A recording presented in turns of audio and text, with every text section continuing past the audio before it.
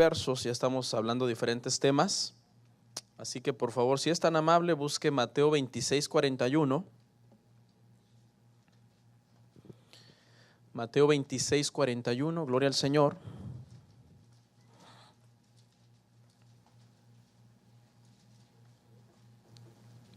Cuando lo tenga, por favor, regáleme un minutito en pie. Y vamos a leer la palabra, amén.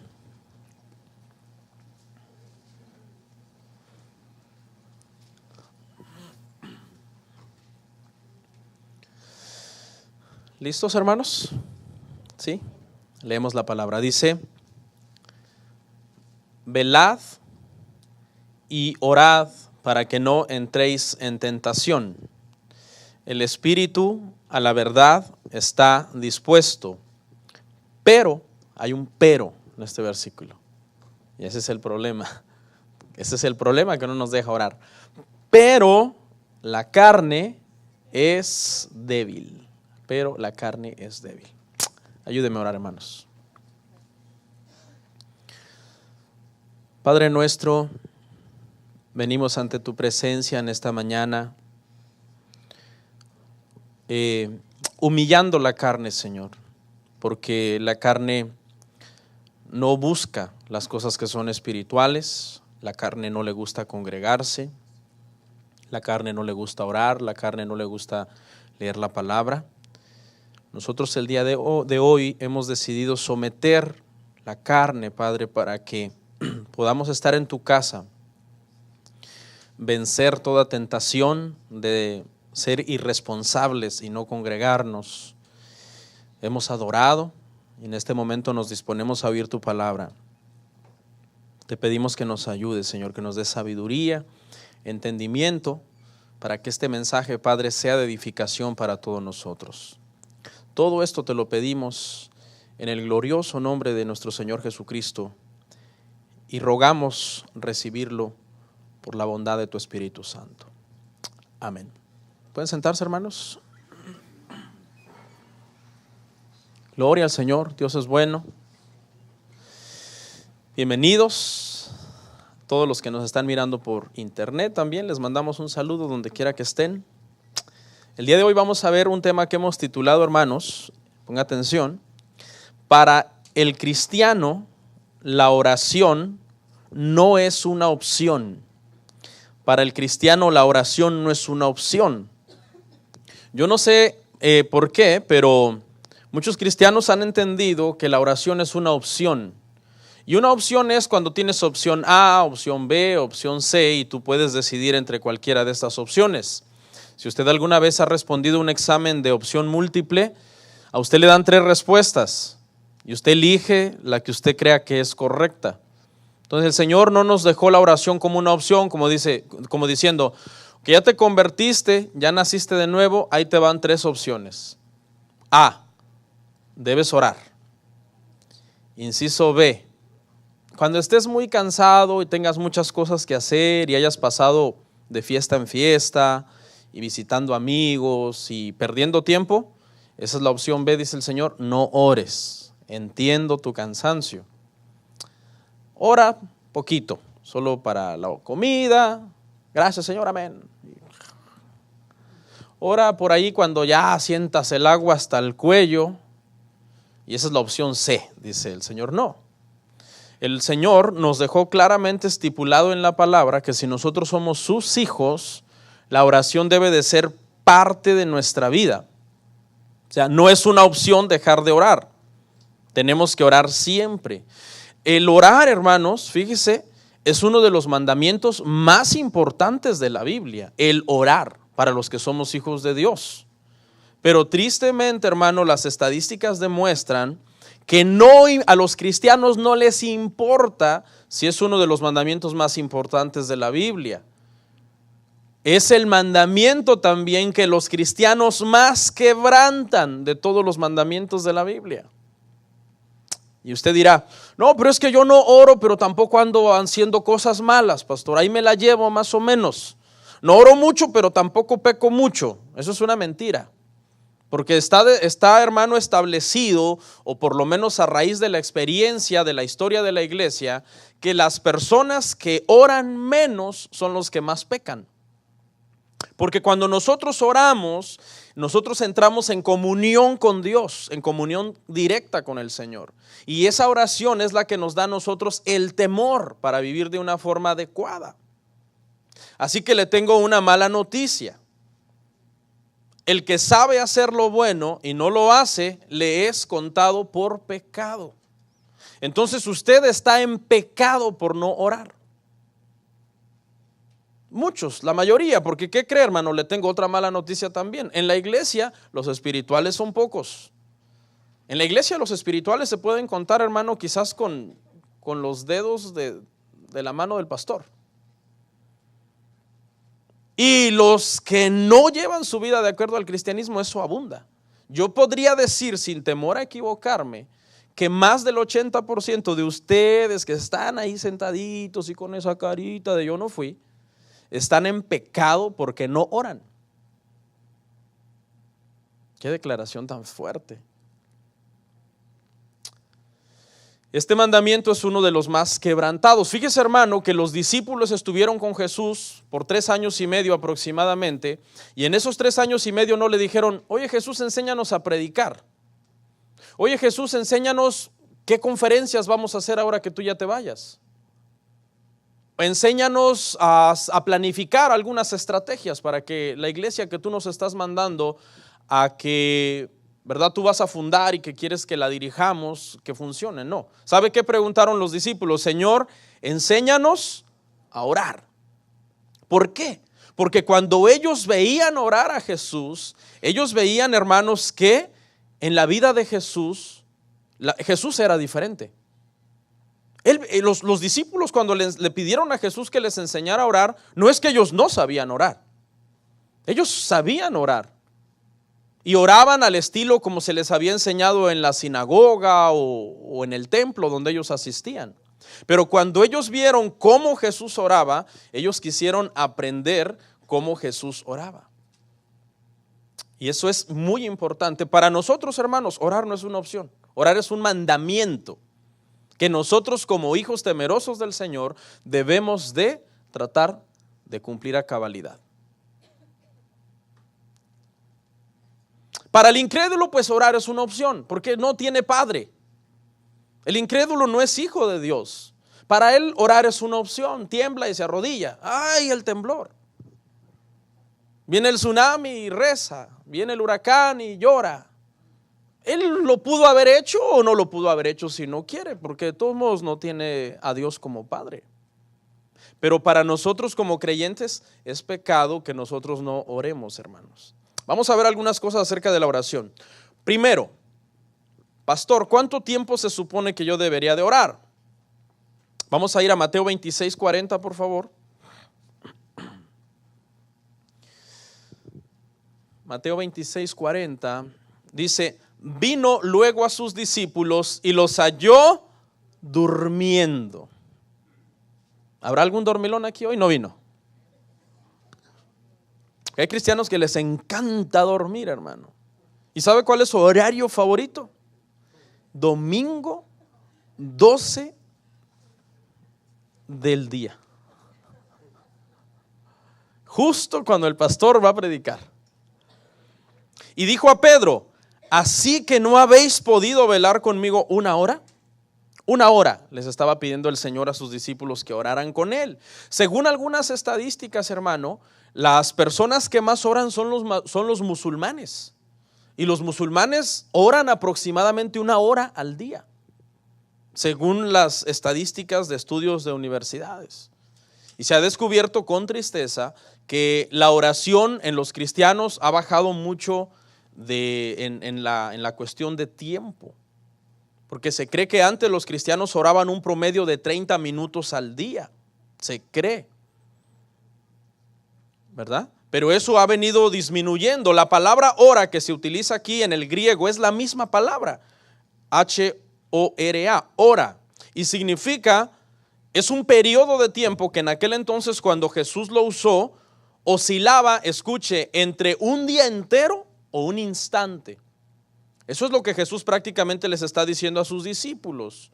No sea ciencia cierta si ya cuando Jesús utilizó la palabra hora, en el reloj ya se utilizaba para una hora de 60 minutos y con minutos de 60 segundos. Pero lo que sí pude ver a través del original es que era un lapso de tiempo. Esa palabra hora, un lapso de tiempo, que podía ir desde un día entero hasta un instante. Porque se acuerda que Jesús, cuando estaba en Getsemaní, sucedió esto, que encontró a los discípulos durmiendo. Jesús dice que se apartaba de los discípulos, iba, oraba unos momentos, no oraba todo el día, y luego regresaba y los encontraba durmiendo. Y se iba, oraba una vez más, regresaba y los encontraba durmiendo una vez más. Estaban muy cansados los discípulos. Era un horario bastante difícil en ese momento, era de noche cuando aprendieron a Jesús, y de noche uno duerme. Pero en ese momento Jesús les está pidiendo a ellos que oren, que velen y oren para que no entren en tentación. Porque ¿qué era lo que venía, hermano? En pocos minutos vino Judas con todos los soldados y aprendieron a Jesús. ¿Y qué pasó con Pedro, hermano? Pedro sacó su espada y le cortó la oreja a uno de los siervos, de los soldados. ¿Y qué pasó con los demás? Dice que uno salió corriendo, hermano, hasta desnudo, porque cuando corrió lo agarraron de la túnica y se la quitaron. Pero Jesús ya les había dicho, oren y velen para que no entren en tentación, porque lo que venía era muy difícil, era muy duro para todos ellos. Básicamente, hermano, en mi experiencia he aprendido que existen 4 tipos de cristianos con respecto a cuánto tiempo se debe orar. Escuche, están los cristianos que oran lo que debe ser. Este es el primer grupo, los cristianos que oran lo que debe ser. Estos son cristianos que aproximadamente oran 1 hora al día, aproximadamente. De repente no siempre, de repente un día 45 minutos, de repente un día 30, pero tienen una vida de oración constante. De repente quizás no seguidos, de repente quizás 15 minutos en la mañana y 15 minutos en la tarde y 15 minutos en la noche, o 20 y 20. Pero son gente que ha entendido que orar es un mandamiento y que si lo quebrantas, pecas. Y el pecado es desagradable ante Dios. Está el segundo grupo de cristianos que oran un tiempo más o menos aceptable. ¿Ok? Estos no oran mucho, pero sí oran. Oran al levantarse, oran al acostarse, oran por sus alimentos, adoran y oran en la iglesia, oran cuando están en problemas, en dificultades. No es tan ideal como el primer grupo, que oran en todo tiempo y oran no tanto por mi necesidad, sino oran porque, hermano, no sé si sabía, pero ¿sabe cuál es la adoración más sublime? Es la oración. La oración es la adoración más sublime que hay. Sobrepasa al tiempo de adoración de la iglesia. Cuando venimos aquí y el grupo de alabanza está adorando y usted está adorando con ellos, hay una adoración todavía más sublime que esa. Es la adoración que usted le da al Señor en oración, hablando con el Señor. Esa es la adoración más sublime para nosotros los cristianos. A este segundo grupo de cristianos que estoy mencionando, le hace falta más orar por mera adoración. O sea, sí oran, pero su oración de adoración está escasa. Luego está el tercer grupo de cristianos, que son los que oran muy poco. Estos son los que apenas y dan gracias, hermano, por la comida, por la vida. Hacen oraciones vagas, sin sentido, porque como no oran, no leen la Biblia. Porque ¿quién va a querer leer la Biblia si no ora? La lectura de la Biblia, hermano, y la oración son 2 cosas que van juntas siempre. Cuando tú lees la Biblia, te dan ganas de orar. Y cuando tú oras, te dan ganas de leer la Biblia.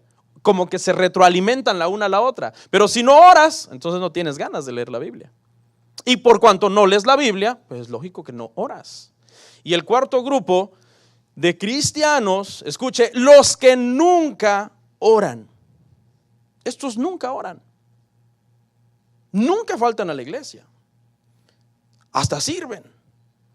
Es más, mire, hermano, en mi experiencia he descubierto con tristeza que la gente que más sirve, no en todos los casos, pero generalmente, son los que menos oran en las iglesias.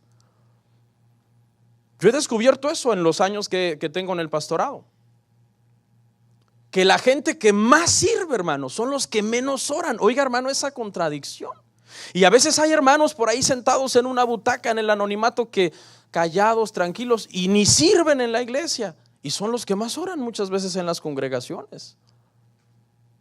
Por eso es que muchas veces cuando alguien está sirviendo y no tiene una vida de oración, tú sientes como una carga con su servicio de esa persona. Porque realmente lo está haciendo religiosamente, ya no hay una comunión con el Señor. Y a todos los que sirven les voy a dar un consejo y una advertencia. En mis años de pastor, ¿sabe en qué gente se han descubierto los pecados más feos en la iglesia? En los que sirven. Si yo me pusiera a hacer un recuento, que obviamente no lo puedo hacer, ¿verdad? Por ética, por decirlo así. Y yo le empezara a contar, no, es que tal año una persona que estaba en tal grupo, tal ministerio hizo esto. Y luego pasa un año y tal persona de tal grupo, de tal ministerio de la iglesia hizo esto. Es raro cuando se destapa un pecado grosero en los miembros regulares, es raro. Generalmente se destapan en los que sirven. Pastor, ¿y por qué? Porque no oran. Porque no oran, porque cuando tú no oras, tú entras en un enfriamiento espiritual. Amén. Ahora, le voy a hacer una aclaración. Estamos hablando de que orar debería de ser más o menos, según esta palabra griega que se usa acá para una hora, más o menos eso, un lapso de tiempo sustancioso. Un lapso de tiempo en que te dio tiempo, valga la redundancia, en ese lapso de adorar a Dios, de hablar con Dios, de callar unos instantes para escuchar la impresión que el Espíritu Santo va a hacer en tu espíritu, de esperar a que quizás el Señor te mande a leer algo en la Biblia, porque eso, hermano, sigue sucediendo. El Señor nos sigue impresionando y hablando a nuestro espíritu, no audiblemente quizás, pero sí cuando tenemos comunión con Él, el Señor nos dirige a qué es lo que Él quiere que nosotros hagamos en nuestra vida. ¿Cuántos han experimentado eso en su vida? Eso es real, hermanos. Eso es real. Ahora, voy a hacer una aclaración. Significa que toda la vida, si un día yo no oré 60, 40, 45 minutos, ya pequé. No necesariamente, porque recuerda, hermano, que lo que el Señor dice no desprecia es un corazón contrito y humillado. El Señor no lo desprecia jamás. Claro, deberíamos de orar un tiempo sustancioso para que nos dé tiempo en nuestra oración de adorar al Señor. Jesús, por ejemplo, nos registra la Biblia que algunas veces, no siempre, pero algunas veces Él oraba largamente, toda la noche, algunas ocasiones. No siempre oraba toda la noche tampoco. Por ejemplo, la oración más larga de Jesús registrada en la Biblia es Juan 17. Esa es la oración más larga de Jesús, registrada. Las otras no fueron registradas. Pero esa oración, si usted la lee, usted la puede leer en 10 minutos. Juan 17 es todo un capítulo, me parece que tiene 26 versículos. Es la oración donde Jesús está orando por sus discípulos, precisamente por los que Él tenía y por los que habíamos de venir, usted y yo. Para que el Señor, el Padre, le dijo, guárdalos, Señor, mientras yo no estoy, guárdalos, porque Él iba a ir a la cruz en ese momento. Y en ese momento que Él iba a estar en la cruz, recibiendo toda la ira del Padre por el pecado tuyo y el mío, no por el de Él, porque Él fue tentado en todo, pero sin pecado. Entonces el Señor Jesús nos encomendó en nosotros a las manos del Padre. No fue una oración tan larga, la podemos leer en 10 minutos. O sea, hay momentos en que toca hacer oraciones que no son tan largas. Hay mucha gente que alarga la oración, pero lo hace más por mera religiosidad, por vanas repeticiones, diciéndole al Señor lo mismo, como si Dios tuviera problemas de aprendizaje. Me parece que se llama dislexia, ¿no? Esa enfermedad. Hay personas que, tienen problemas de aprendizaje. Señor, ya te dije, ¿te acuerdas de esto? De mi casa, Señor. Señor, mi casa. Pues claro, pasaste orando una hora, pero solamente diciéndole al Señor por tu casa.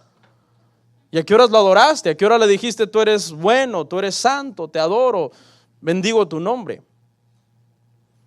Otros creen que Dios es sordo y que hay que ponerle una buena gritada para que el Señor nos oiga.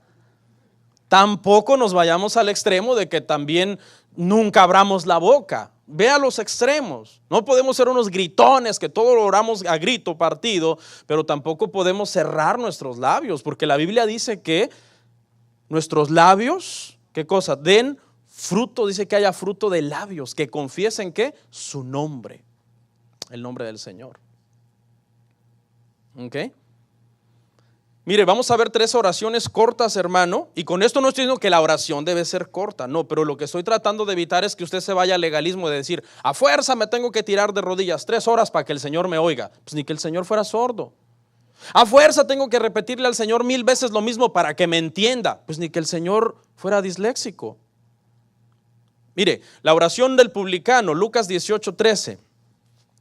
Lucas 18:13. Vamos a ver 3 oraciones cortas, pero con un corazón entregado al Señor. Dice, mas el publicano, estando lejos, no quería ni aún alzar los ojos al cielo, sino que se golpeaba el pecho diciendo, sé propicio a mi pecador. Mira, hermano, desde que yo me convertí al Señor y yo leí esto, para mí esto es una de las oraciones más sublimes que hay en la Biblia.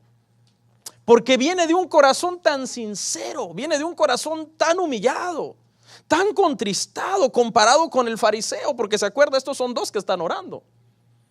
Y el fariseo está haciendo alarde de sus vanas repeticiones y de sus obras, mientras que este publicano lo único que tiene es arrepentimiento y contristación genuina para decirle al Señor, sé propicio a mi pecador. Una oración corta, pero qué sincera, qué profunda. ¿Ve lo importante, hermano? Por eso dice, ¿quién habitará en el monte del Señor? El limpio de manos y puro de corazón. No importa quién es, vea quién era era un publicano. Pero ¿cómo estaba su corazón? Derramado delante del Señor. Eso es lo que el Señor mira también. Veamos otra, hermanos. Lucas 23:42. Dice, y dijo a Jesús, acuérdate de mí cuando vengas en tu reino. Otra oración corta. A este hombre le faltaban escasos minutos para expirar. Estaba colgando de un madero. Le faltaban poco para que vinieran a quebrarle las piernas, porque los dejaban por un tiempo colgando, luego les quebraban las piernas. Cuando ya no estaban parados sobre las piernas y quedaban colgando, el diafragma se comprimía y se asfixiaban. Pero la oración que le hace al Señor es una oración de lo más profundo de su corazón. Acuérdate de mí cuando vengas a tu reino. ¿Sabe qué hizo este hombre? Este hombre reconoció su pecado. Él le dijo al otro, nosotros estamos aquí porque lo merecemos, pero este ningún mal ha hecho. Él es justo. Y reconocer tu pecado y que no mereces nada, pero al mismo tiempo reconocer la justicia de Cristo y que Él es el único que te puede introducir al paraíso, te da la salvación. Qué tremendo. Una oración, hermano, sincera, corta, pero muy, muy sincera. Y por último, la oración de Pedro cuando casi se hundía, Mateo 14:30. Mateo 14:30 dice, pero al ver el fuerte viento, tuvo miedo. Y eso que Pedro era valiente. Y comenzando a hundirse, dio voces diciendo, Señor, sálvame. 2 palabras, una oración corta, 2 palabras, Señor, sálvame. Porque se empezó a hundir. Y el Dios del universo extendió su mano y lo sacó. Entonces, no se trata tampoco, hermano, cuando yo le estoy diciendo, debemos orar un tiempo sustancioso, pues porque yo quiero de alguna forma transmitirle a usted que su oración sea sincera, que usted se acerque de corazón al Señor, no por mero legalismo o religiosidad o para impresionar a los demás, pero tampoco malentienda de que yo quiero que usted se tire horas y horas para que Dios lo oiga o para que la oración funcione. Lo que Dios mira es la profundidad de tu corazón, cómo clamas de lo más profundo de tu ser con sinceridad al Señor. ¿Estamos de acuerdo hasta ahí? Bueno, vámonos al segundo aspecto. En este punto hablamos con respecto a cuánto tiempo se debe orar. Ahora hablemos con respecto a la gente que no sabe orar, porque este es otro problema de la iglesia al día de hoy. Santiago 4:13, hermanos.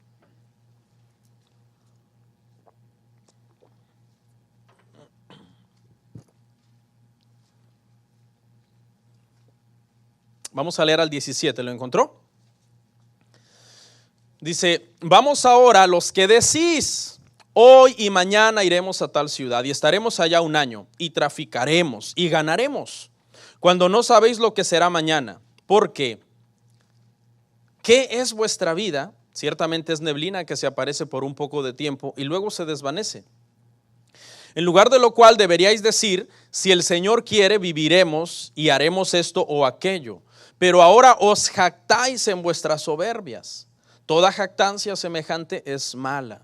¿Y qué? Y al que sabe hacer lo bueno y no lo hace, le es pecado.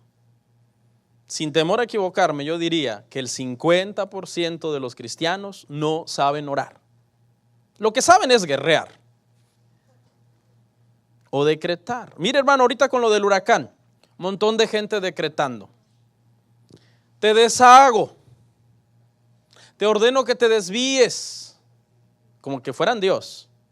No tocarás ni una pulgada de la Florida, dándole órdenes al huracán. Lo que ignoran esa gente es que el huracán lo mandó el Señor. Entonces están ordenándole al Señor. No están haciendo guerra. ¿Por qué? ¿Qué cree? Cristianos diciendo que ese huracán lo mandó el diablo, hermanos.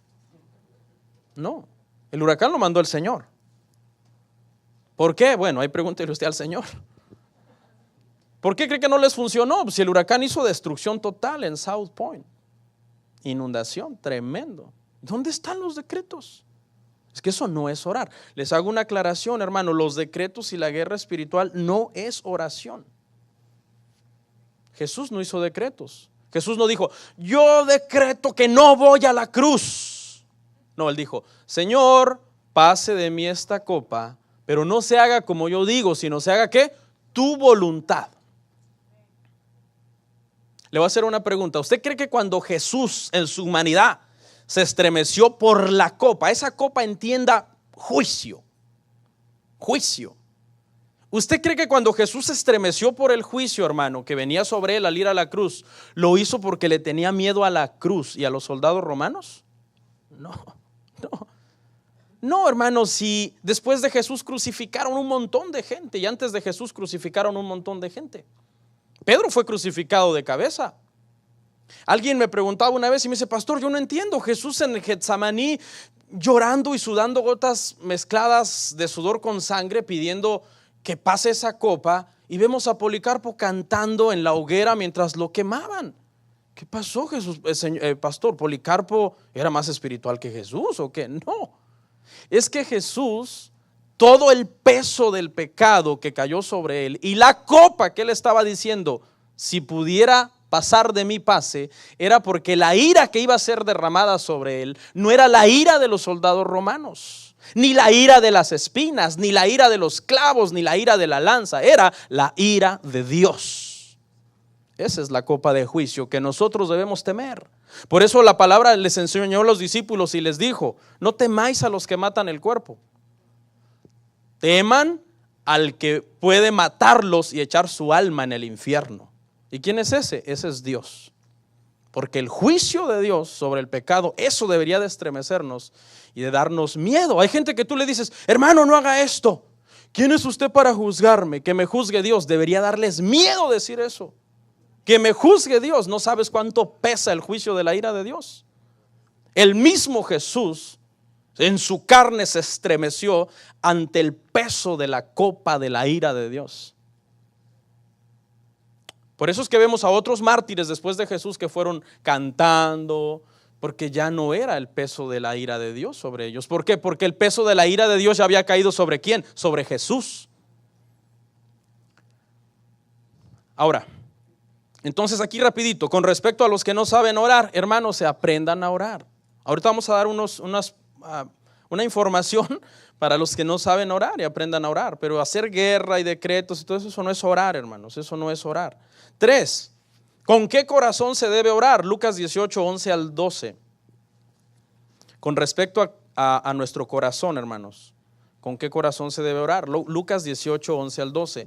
El fariseo puesto en pie oraba consigo mismo de esta manera: Dios, te doy gracias, porque no soy como los otros hombres, ladrones, injustos, adúlteros, ni aún como este publicano. Ayuno 2 veces a la semana, doy diezmos de todo lo que gano.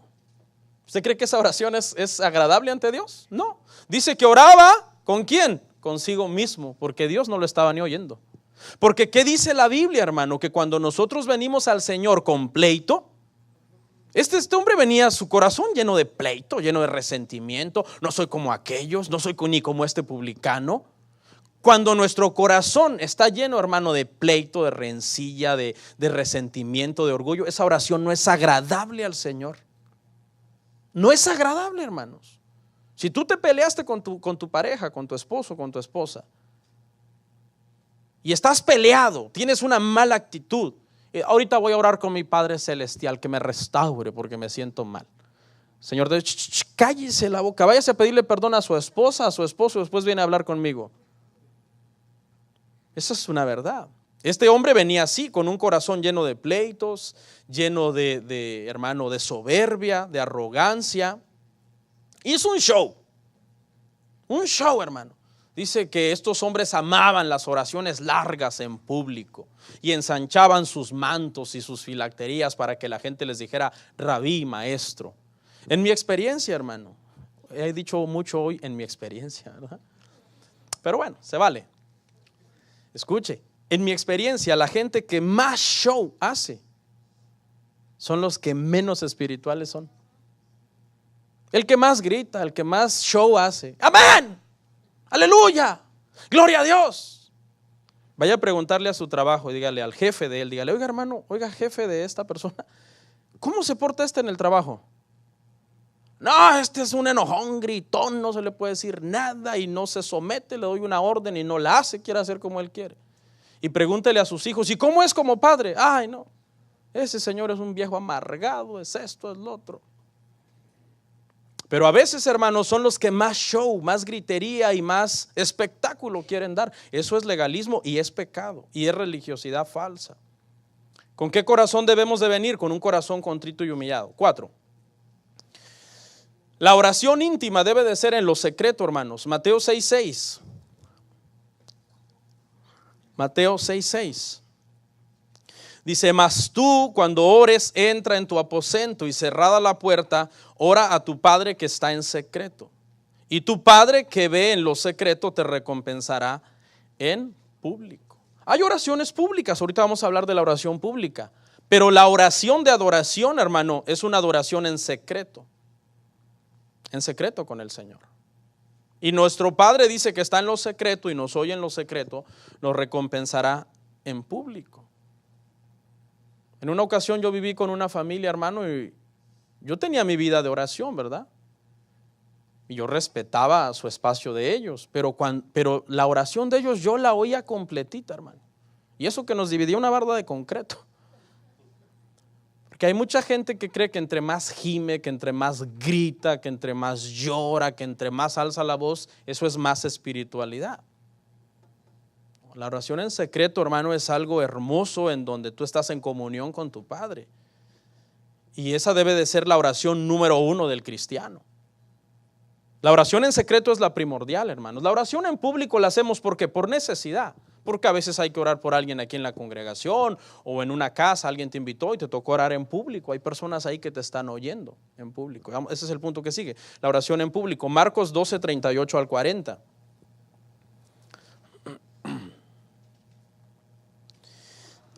La oración en público, hermanos, por ejemplo, no debe ser larga. Ahorita lo explico. Marcos 12, 38 al 40. Marcos 12, 38 al 40 dice, y les decía en su doctrina, guardaos de los escribas, que gustan de andar con largas ropas y aman las salutaciones en las plazas, y las primeras sillas en las sinagogas, y los primeros asientos en las cenas, que devoran las casas de las viudas, y por pretexto, escuche, para justificar su religiosidad, hacen largas oraciones. ¿Por qué? Porque querían parecer espirituales. Estos recibirán mayor condenación. Cuando uno ora en público, hermano, la oración no debe de ser muy larga, a menos que de veras el Espíritu Santo nos esté en ese momento guiando a una oración larga. Pero por lo general debe de ser una oración al punto, sin redundancias, sin religiosidad.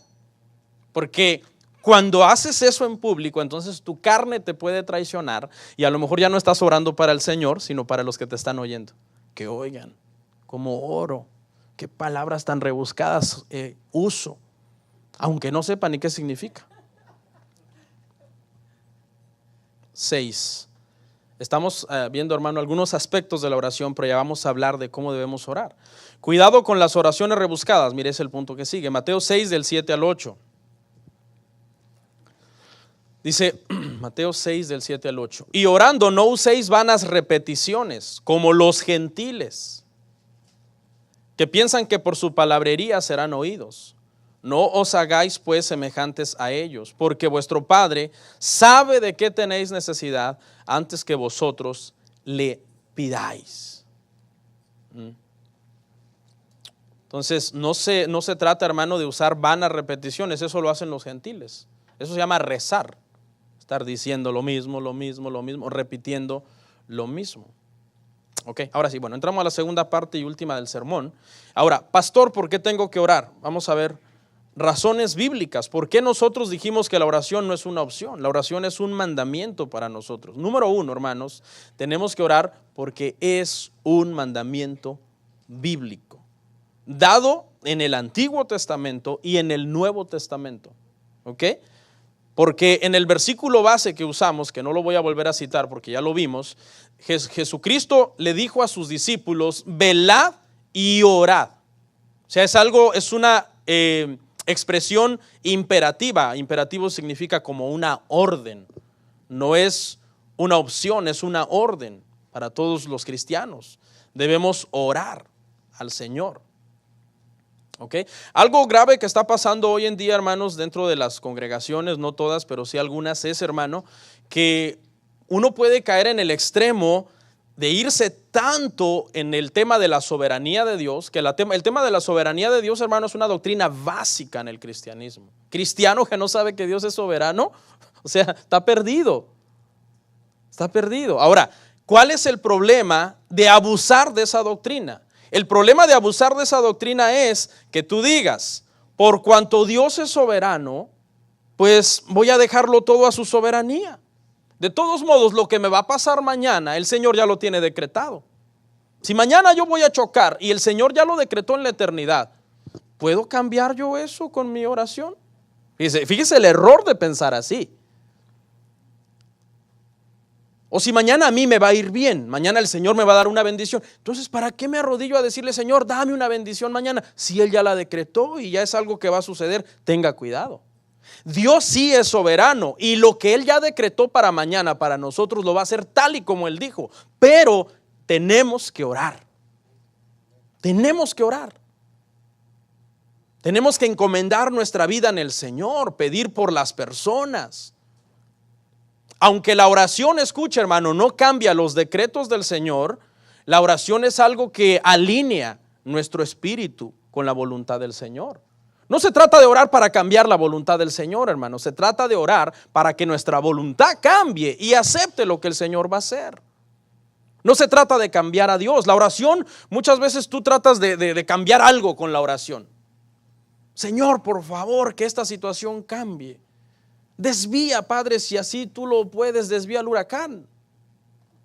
Uno puede orar por eso. Señor, viene un huracán, Señor. Padre, hay gente que va a sufrir, hay gente que va a morir, según lo que se está diciendo en las noticias. Padre, te rogamos, te suplicamos que ese huracán, Señor, ¿verdad? Sean guardadas las vidas de los tuyos, protegidas las vidas de los más débiles. Eso no es pecado, hermano. Claro, quizás después tú ves la noticia y hubo muertos y tú dices, ay, mi oración no funcionó. No, es que tu oración no era para cambiar lo que Dios había planeado. Tu oración era para que, Señor, pero hágase ¿qué? Tu voluntad. Al otro día tú ves las noticias, murió una señora que le cayó un árbol. Bueno, ¿tú qué le dices al Señor? Señor, yo oré. ¿Y tú hiciste qué? Como tú quieres. Pero te doy ¿qué? La gloria por eso. Esa es la oración correcta, hermano. No de darle órdenes para que mande el huracán para otro país, porque estás mandando a matar a otra gente. Entonces, escucha, hermano, un error que se está cometiendo el día de hoy es abusar de la soberanía de Dios y decir, ya, ¿para qué oro? No, debemos orar, ¿por qué? Porque la Biblia lo manda, es un mandamiento. Jesús no dijo, no se preocupen, no oren porque ya todo está decretado. No, Jesús sabe que todo está decretado, pero nos dice, velad y orad. En otras palabras, nosotros hagamos nuestra parte y dejamos que Dios haga su parte. Él tiene el control del universo. El universo está en control del Señor. Me ha costado quitarme esa maña de decir, Señor, toma el control, pero ya lo voy logrando. Porque cuando tú le dices al Señor, toma el control, le estás diciendo, Señor, aquí, no, Él está en control. Si ni un cabello se te cae de la cabeza, ni un pajarito se cae a la tierra. Pero eso significa que tú no vas a orar. No, ora para que no se te caiga. Y si se te cae, pues gloria a Dios.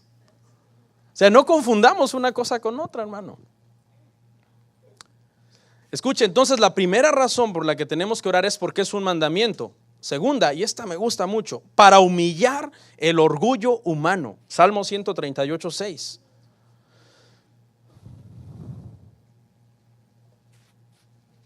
Salmo 138, 6. Porque Jehová es excelso y atiende al humilde, mas al altivo mira de lejos. Si hay algo que Dios no soporta es a los cristianos orgullosos, hermano.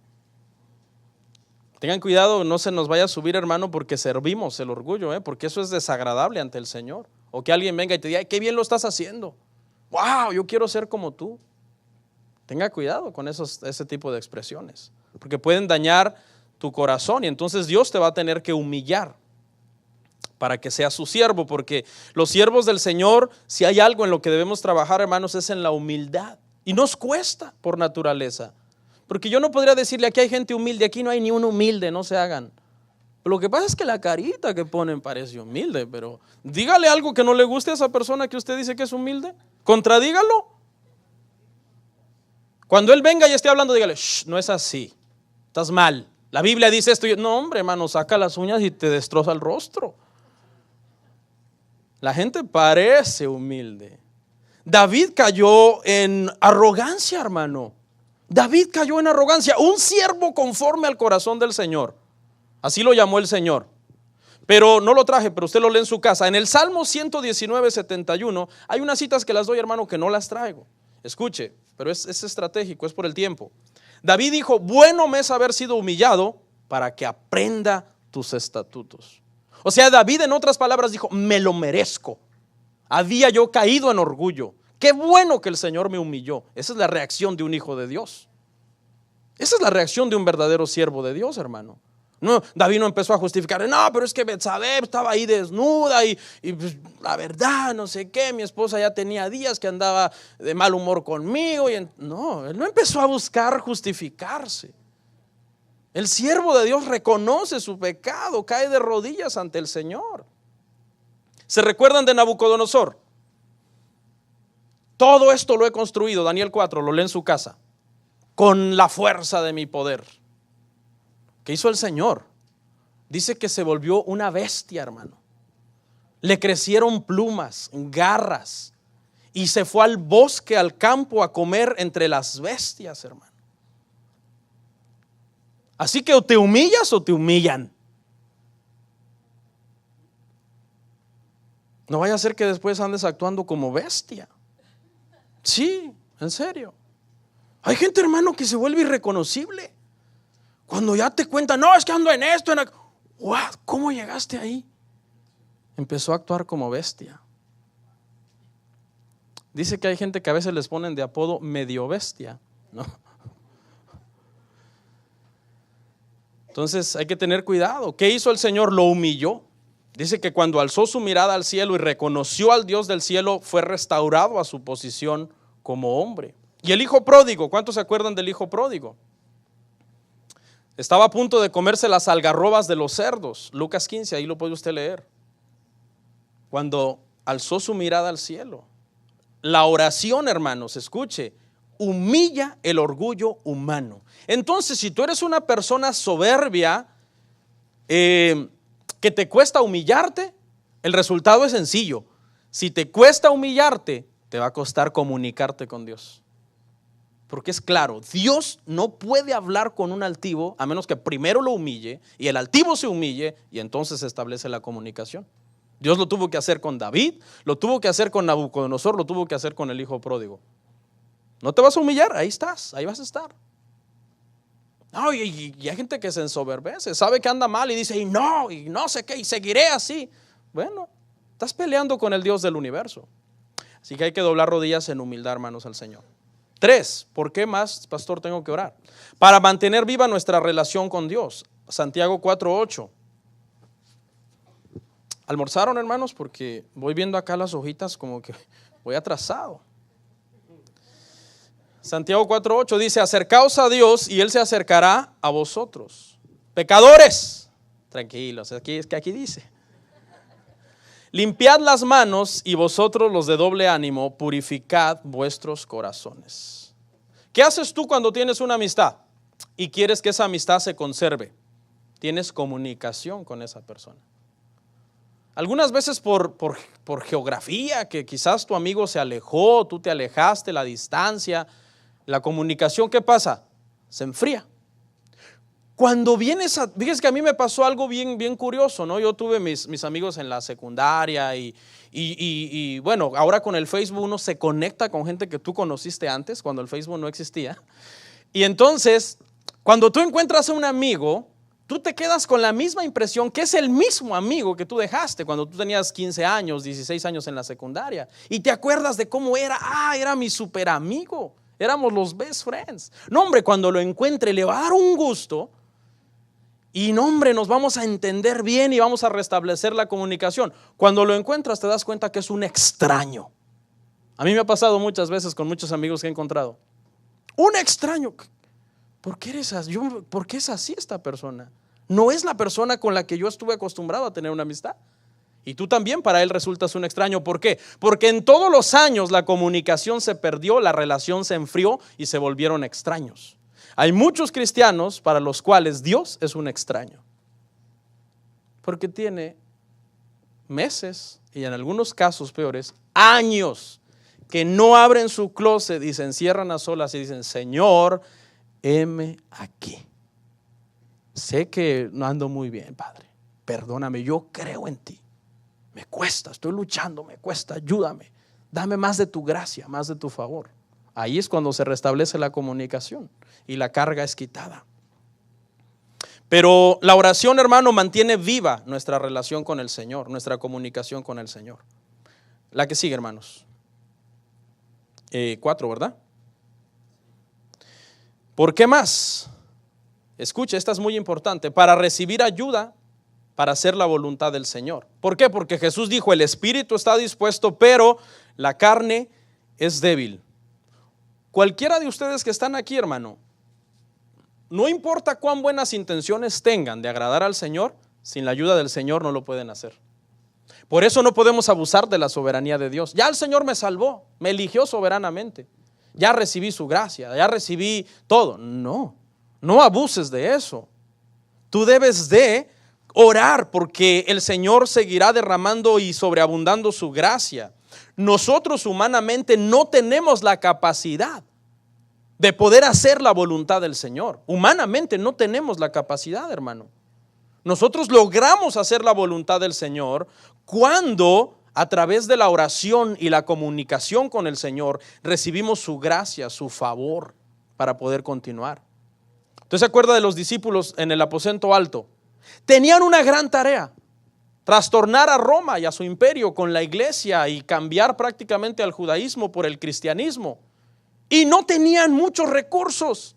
Número 1, no tenían dinero. No tenían dinero porque habían abandonado todo por Jesús. Las redes las tiraron. Número 2, no tenían preparación, hermano. Eran personas de escasa preparación.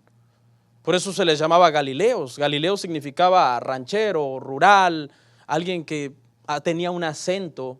La gente de Jerusalén se expresaban de los galileos despectivamente. Esos son rancheros, rurales. No tenían edificios. En el aposento alto, hermano, estaban a reventar ahí de gente. No cabía más. Los 120 discípulos del Señor. Fíjese que con Jesús, hermano, anduvieron miles de personas, pero cuando por fin se pasó revista para ver quiénes eran sus discípulos, solo 120 eran sus discípulos. Y a eso le bastó al Señor Jesús. Jesús no tuvo una mega iglesia como muchos enseñan. Jesús tuvo una iglesia pequeña, 120 miembros. Pero esos bastaron porque ¿quién cree que estaba con ellos? El Espíritu Santo estaba con ellos. El Espíritu Santo estaba con ellos. Cuando Pedro dio su primer sermón, 3,000 personas se convirtieron. ¿Era capaz Pedro de lograrlo en su humanidad? No, lo logró por la ayuda del Señor. Por eso orar, hermano, porque ¿qué les dijo Jesús? Quédense en Jerusalén orando y vendrá el Espíritu Santo. Ahí en Hechos 1, 2 y 3 dice que oraban fervientemente, hermano, los discípulos, esperando la venida del Espíritu Santo para que naciera la iglesia.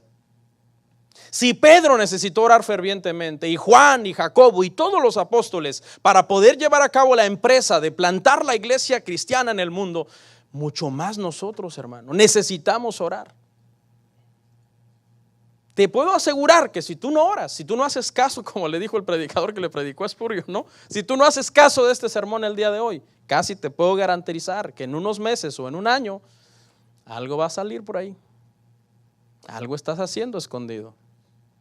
Casi te lo garantizo. Pero si oras, tendrás la fortaleza. 5. También debemos orar, hermanos, para recibir sabiduría de parte de Dios. Santiago 1:5.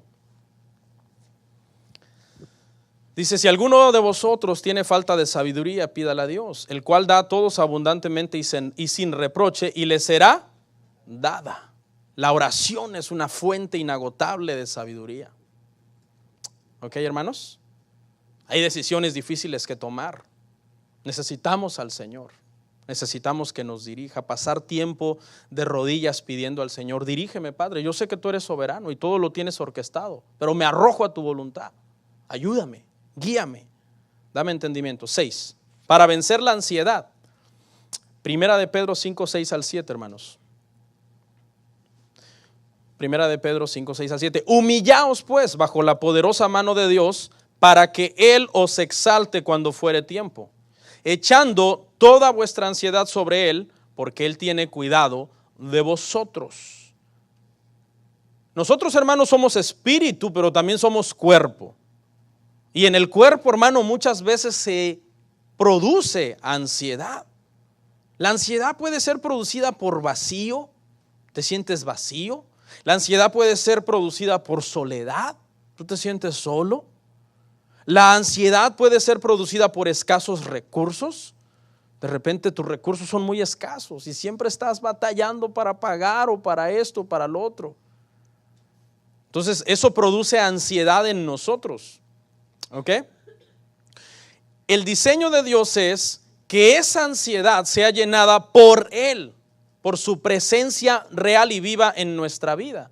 Pero a cambio, las personas tratan de llenar ese vacío en placeres. Oh, voy a ver esta película al cine que acaba de salir. Quizás esta película me va a ayudar con este vacío, con este emptiness que tengo en mi vida. I feel empty. Oh, vamos al parque, chicos. Vamos al parque a ver si se me quita. O andan buscando sexo ilícito, fama, riquezas. O sea, el hombre ha decidido tratar de calmar su ansiedad con las cosas del mundo, hermanos. Y la Biblia nos dice que echad vuestra ansiedad ¿sobre quién? Sobre Él, sobre Dios. Porque el vacío que hay en el corazón humano tiene un tamaño, es el tamaño de Dios. Nadie más lo puede llenar. Tú puedes tener la última troca del año, puedes tener la casa con granito, con mármol, con lo que tú quieras. Eso no te va a llenar el vacío de tu vida. Porque ese vacío fue diseñado por Dios mismo para que fuera llenado por Él. Agustín de Hipona dijo lo siguiente, él dijo: el corazón del hombre, escuche, jamás hallará descanso hasta que descanse en Jesús. Por eso es que a ti no te satisface nada. Entonces, ¿qué me pasa? Ya hice esto, ya hice aquello, ya pensé que al hacer esto o al lograr este papel o esta licencia o esta residencia o este trámite o este cambio en mi vida me iba a sentir mejor. No. Porque ¿cuándo fue la última vez que te arrodillaste? Un día que se te cayó un cheque y te tuviste que agachar a agarrarlo. No, si no te conectas con el Señor seguirás vacío, frío, muerto. Aparentarás que eres muy feliz y podrás engañarnos a nosotros, pero por dentro te estás muriendo. Cuando oramos, tenemos más claro lo que sigue. Eso es lo que hace la oración. La oración nos saca, hermano, del terreno del afán de la vida y nos lleva a un terreno espiritual y podemos ver más claro lo que sigue. La ansiedad es eso, la ansiedad es porque tú no sabes qué sigue. What is next in my life? ¿Qué sigue? No sé. Y cuando no sabes te da miedo. Uy, tengo miedo. Que es normal. Lo nuevo, lo desconocido da miedo. Pero ¿cómo es posible que tú estés así como si estuvieras huérfano? Como si no tuvieras Padre Celestial a quien doblar rodillas y echar toda tu ansiedad sobre Él. 7. Debemos orar para orar por los demás, hermanos. Efesios 6, 18 al 20. Para orar por los demás. Efesios 6, 18 al 20. Orando en todo tiempo, en toda oración y súplica en el Espíritu, y velando en ello con toda perseverancia y súplica por todos los santos. Por mí, a fin de que al abrir mi boca me sea dada palabra para dar a conocer con denuedo el misterio del Evangelio, por el cual soy embajador en cadenas, que con denuedo hable de él, como debo hablar. ¿Okay? Nosotros los creyentes, hermanos, somos una especie como de intercesores. Cuando nos convertimos, hermano, al Señor, eso de que el ministerio de intercesión y todo eso es una invención de la iglesia, hermano, eso realmente se puede hacer, pero no es de que así debe de ser. Realmente todos hemos sido llamados a interceder, todos, a orar por los demás, a orar por los enfermos, a orar por los necesitados. Entonces debemos orar por los demás. Esa es una razón. Hay gente que dice, se arrodilla. Señor, gracias, Señor. ¿Qué más? Bendice mi vida. Que el día de mañana que voy a ir a comer. No, hermano, hay es que, pastor, yo no sé por qué orar. Bueno, hay muchas razones. Hay miles de personas que no han oído el Evangelio. Ora por ellos. Hay miles de personas que están siendo asesinados porque siguen a Cristo. Ora por ellos. Nosotros aquí estamos muy cómodos, hermano, y es un problema. Ora por los niños pobres. ¿Tú sabías cuántos niños pobres mueren de hambre en África al día? O en Sudamérica, o en Centroamérica. O sea, hay tantas cosas por qué orar. Y una de las razones por las que debemos orar es porque debemos orar por los demás. 8. También debemos orar, hermanos, para que nuestro gozo sea cumplido. Juan 16, 24. Juan 16, 24 dice: hasta ahora nada habéis pedido en mi nombre. Pedid y recibiréis, para que vuestro gozo sea cumplido. Ahora, no malinterprete, ahí no dice para que tu capricho sea cumplido. No, ahí dice para que tu gozo. Es decir, que cuando nosotros, hermano, confiamos en el Señor y oramos al Señor, sabemos que cualquier respuesta que Él dé nos va a dar gozo a nosotros. Le voy a decir algo, cuando usted ore por algo, a suponer tú estás orando por una persona que está enfermo y tu oración es: Señor, sánalo, y esa persona se muere, dale gracias a Dios. ¿Significa que el Señor no te contestó? No, sí, Él contestó, pero Él contestó como Él quiere. O sea, porque sería ilógico, ¿verdad? Que fíjese cómo pintan el cuadro mucha gente. O sea, está alguien enfermo y tú estás orando por el Señor. Sabemos que puedes sanarlo, Padre. Para ti no hay nada imposible. Eres un Dios poderoso que sigue haciendo milagros. Y se muere. Y entonces la gente: ay, Dios no me oyó. No, qué barbaridad. Le pedí una cosa, hizo otra. Entonces esa gente empieza a dejar de orar, porque cada vez que no se hace como ellos quisieron, creen que es porque Dios no los oyó. No. Cada vez que nosotros nos doblamos de rodillas, hermano, con un corazón sincero, el Señor te oye. Eso es una ley. Pero el Señor va a hacer como Él quiere. Y la respuesta que Él dé, escucha, esa respuesta es la respuesta de tu oración. Pero no fue como yo quiso. Pues precisamente por eso el Señor quiere tratar con tu corazón. 9. Para estar fuerte contra la tentación. ¿Por qué les dijo Jesús a sus discípulos que oraran? Para que no entréis en tentación. Él fue tentado en todo. Jesús no estaba diciendo para que no seáis tentados. No interprete esa parte como para que no seáis tentados. No, esa parte no quiere decir para que no seáis tentados. Esa parte quiere decir para que no sucumbas ante la tentación. Vamos a suponer que tú eres un hombre de oración. Pues casi es como un peligro de extinción, ¿no? Un hombre de oración. Y algunos hombres dicen: ¿qué es eso? ¿Con qué se come? Vamos a suponer que tú eres un hombre de oración. Y más tu oración está enfocada en adorar al Señor. Parte fundamental de tu oración es para adorar. Y antes, cuando tú no eras cristiano, tu debilidad eran las mujeres. Que aquí no hay ninguno, aquí todo es puro santo. Y entonces tú tienes una vida de oración y de repente se te presenta una oportunidad.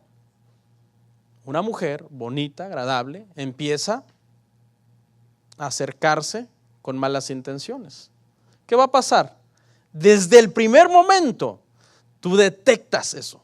No, por aquí viene algo malo. ¿Y qué haces? Cortas.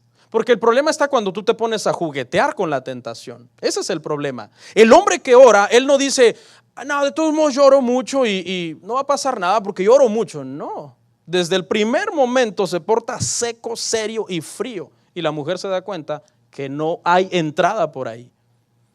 Pero ¿por qué logró esa persona discernir? Porque ora.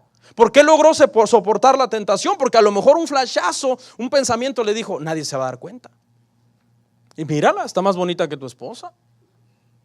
O mira, porque ya cuando los hombres comenzamos a entrar, hermano, a ciertas edades, como que quieres revivir que todavía I still got it, ¿no? O sea, todavía llamo la atención por ahí de alguien.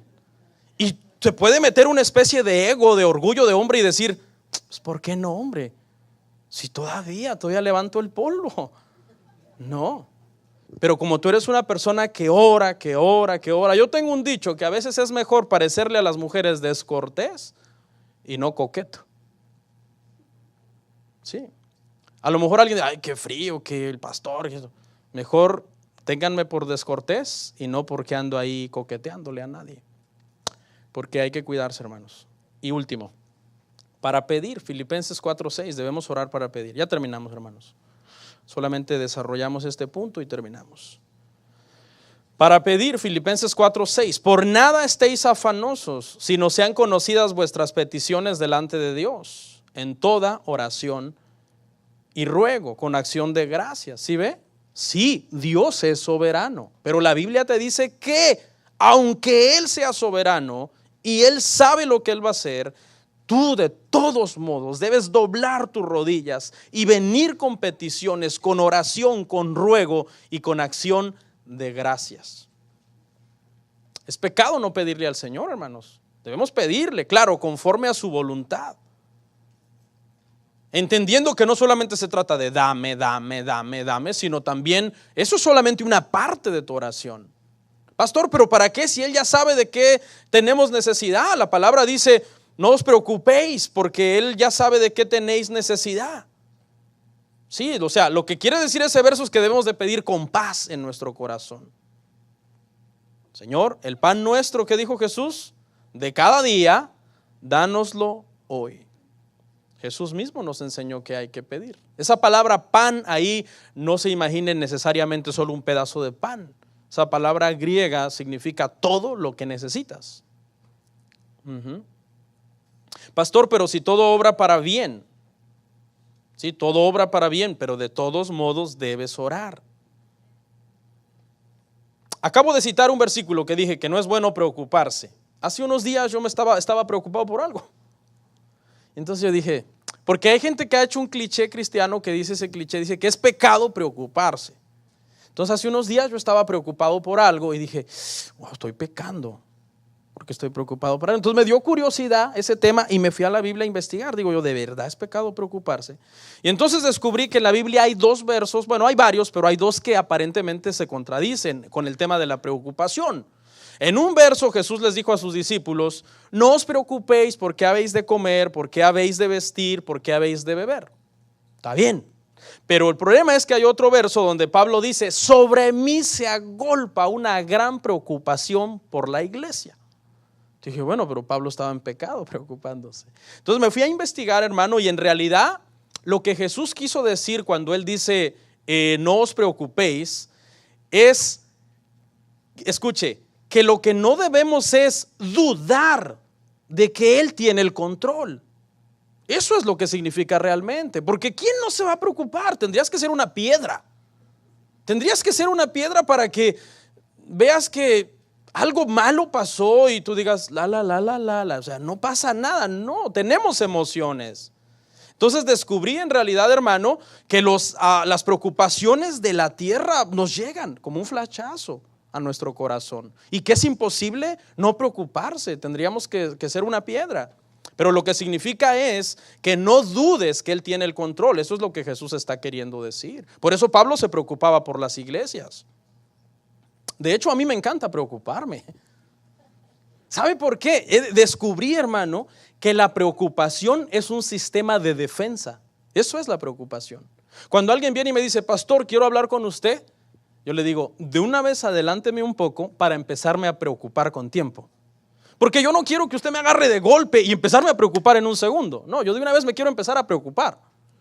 Analizar qué le voy a responder, cuáles pueden ser las posibles respuestas, las posibles soluciones. Es bueno, es un sistema de defensa preocuparnos. Tú no puedes decir, bueno, ahí todo lo dejamos al Señor porque es pecado preocuparse, así que no voy a trabajar. Porque tomamos el huracán, ¿verdad? Somos muy fuerte y me vaya a llevar un aire por ahí. No, tú tienes que preocuparte, ok, estamos a 17, tengo que pagar en 13 días la renta. Más o menos debo de ahorrar así, administrarme acá, guardar esto. Eso es preocuparse con tiempo. Pero claro, eso no es pecado. Lo que es pecado es que en medio de esa preocupación tú digas, estoy abandonado, a saber qué ir a hacer de mi vida. No, el Señor tiene el control de todo. ¿Estamos de acuerdo, hermanos? ¿Sí? Ok, porque la Biblia no se contradice. No puede decir Jesús, no se preocupen, y luego Pablo estar súper preocupado. Debemos de encontrar un balance en esa enseñanza. Escuche, la oración, hermano, tiene muchos enemigos. Para terminar, el trabajo. ¿Es pecado trabajar? No, es un mandamiento. ¿Cuándo es pecado trabajar? Cuando trabajas tanto que no tienes tiempo de orar. Hay gente que trabaja demasiado, hermano. ¿Usted cree que oran? No, que van a orar, hermano, si no tienen fuerzas para orar. Entonces tú debes de administrar tus fuerzas. Debes de trabajar, pero debes de guardar fuerzas para adorar al Señor y para hablar con el Señor. Pastor, pero es que el hermano Juan nos está mandando a ser diligentes. Sí, pero diligentes en todo. No solo diligentes en el mundo y negligentes en las cosas de Dios. Porque ese es el problema con muchos hombres aquí, hermano. No, hermano, para las cosas del mundo son así, mire. Pilas. Pero háblele, pregúntele si ora. No. Muy diligentes en lo secular. Y hay mujeres que hasta se jactan, no, es que mi esposo es bien trabajador y por eso no viene, que esto, que el otro. Tu esposo le falta sabiduría. Como cabeza debería ser el que dice, ya trabajé, pero si trabajo más de este punto, estoy en pecado, porque estoy gastando todas las fuerzas que debería guardar para orar, para adorar, para leer la Escritura. La diversión también, hermanos, es un problema contra la oración. Hay gente que cree que en esta vida todo es reírse. Busquemos diversión, ¿qué más? Sigámonos divirtiendo. Sácate un juego de mesa, acaban de jugar. Ponte el Xbox, quitan el Xbox. Pon el partido, quitan el partido. ¿Qué hacemos, hombre? Y se comen las uñas. Pues seguirnos divirtiendo. No, hermanos, nosotros no queremos que tú seas el payaso de la iglesia. No. Ten una vida de oración con el Señor. Y por último, hermanos, la duda. La Biblia dice que el que se acerca a Dios se acerque con fe, creyendo que hay Dios. Este es el peor enemigo de la oración, hermanos, porque mucha gente en realidad no cree en Dios. Se arrodilla y dice, ya me cansé, un minuto. Pero ¿cómo te vas a cansar si estás hablando con el ser más interesante del universo? Así que cuando te acerques en oración, acércate con fe, sabiendo que Dios está ahí y que Dios te oye. Amén. Vamos a orar, hermanos. Póngase en pie, por favor.